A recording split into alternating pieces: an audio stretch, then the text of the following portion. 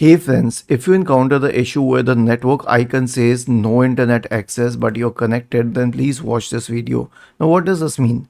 So you open the system tray here, you check the list of networks. In my case it says connected. Now I may be able to access the internet.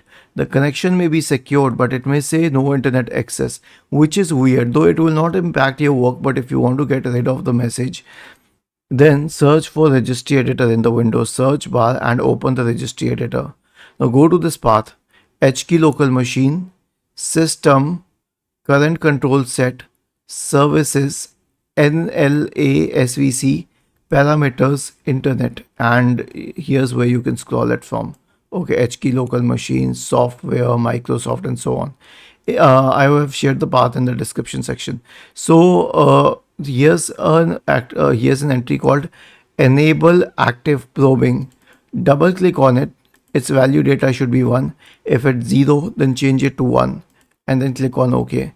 This will solve your problem. Was this helpful? If yes, then please subscribe to the channel, and if not, then let us know in the comment section of the video on how we could help you further.